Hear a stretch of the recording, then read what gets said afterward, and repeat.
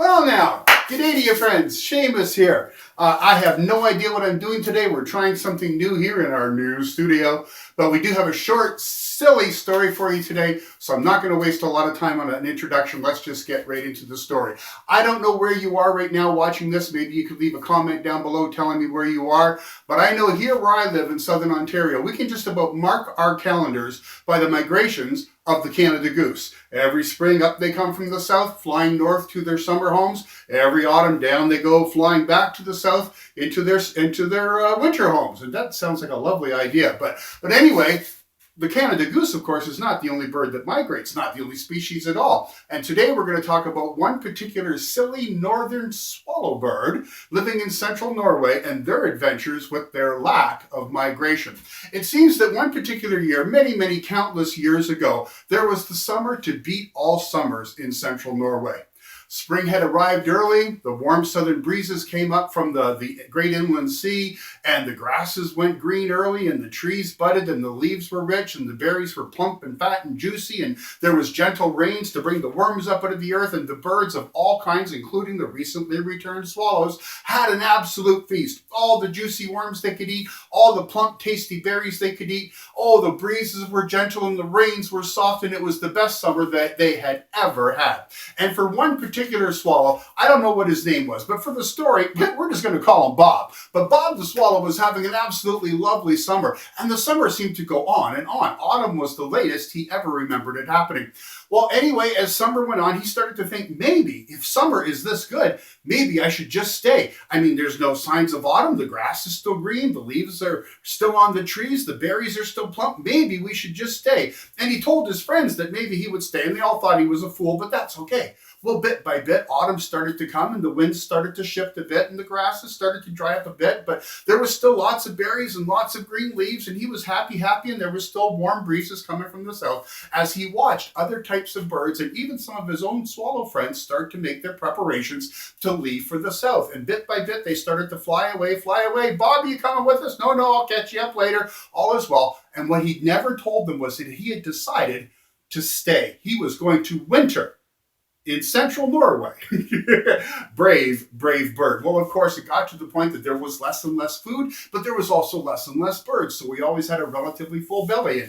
And he realized that he had his nest and there was lots of other nests. And he picked and poked and built a little roof over his nest. So he was warmer because the days were getting a bit colder and the breezes did seem to be a bit more from the north. And the rains were a little bit more chilly with a touch of ice around the edges. And then that fateful day came. That one morning when he woke up and realized that the little roof he had built out of like twigs and leaves and stuff, he couldn't push it out of the way because it was covered with a thin coating of ice. And he realized he had waited too long. What a fool he was. He really should have migrated. Everybody else was migrating. He should have gone, but he decided to stay. And now he might pay a terrible price. Well, that very day, he ate up all the berries that he could, and he got himself a big belly full of nice fat worms, and he took off right in the middle of the day, flying south as quickly as ever he could, trying to get to the great inland sea and catch up with the rest of his flock. But of course, the breezes were against him, and the winds were strong, and the rain was cold, and he found himself wearing out just before sunset, and he had to find a place to land and set for the night.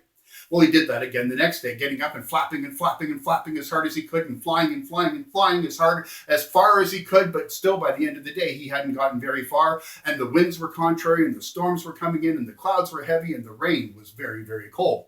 And this went on for several days, and he realized that every day he could fly a little bit less, and he was a little bit hungrier, and his body was a little bit colder, and the winds were stronger, and the rain was just penetrating right through his feathers into his wings. And then one day, the rain started to turn to sleet, and then the sleet turned to snow. And well before sunset, he found himself getting so tired that he could barely flap his wings. And with the great weight of the snow and the sleet on his feathers and wings, his wings locked up. He couldn't flap, and he began to be subject to the fits of the wind. He tried to tip his body down and down and down to come out from the cloud cover, hoping to find some place that he could roost for the night. And as he came out of the clouds, he realized he was only maybe 50 or 60 feet above the ground, and he was in farmland, where every farm was separated with a high stone wall. And he knew that if he didn't get down soon, he might crash. And he turned and twisted his body as much as he could, but he couldn't help it. And finally, the weight of the snow on his wings was so much that his wings just collapsed. And he began to thunder into the ground, beak first, hoping that he could twist and turn and somehow, but it didn't mean he saw the stone walls coming and he hit. Well, fortunately for our friend Bob, he landed in absolutely the best place he could have landed. He missed all the stone walls. He missed all the farm buildings. But what he landed in was the dung heap, a great big pile of cow and horse manure. And although it was stinky, it was soft. And more importantly for Bob, it was warm.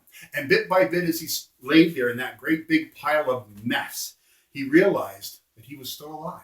He could open his eyes, but he couldn't see much. There was a strange brown film in front of his face, and he shook his head, and then he happened to take a sniff, and he realized, oh, he knew exactly where he was, but he didn't mind because it was warm, and he was alive, and it was warm, and it was soft, and he began to move his body a bit, and his little talon birdie toes thawed out, and he able to wiggle his tail feathers a little bit, and his rear end moved a bit, and he rolled his shoulders, and he brought his wings up, and he was able to extend his feathers a bit, and bringing up his wings, he was able to rock his body back and forth and bring one wing up out of the muck and lay it on top of the dung heap, and then he brought his other wing up and out and over the other side of the dung heap, and he wiggled and he pushed and he wiggled and he pushed, and it got to the point that his head was clear, and then his chest was clear, and his feathers were stretched out, and his wings were on top, and he pulled himself up and up and up until he was clear of the dung heap, sitting on top, and the warmth of the dung had thawed his body and warmed him through, and he was happy and content and so happy to be alive that he perched there on top of the dung heap,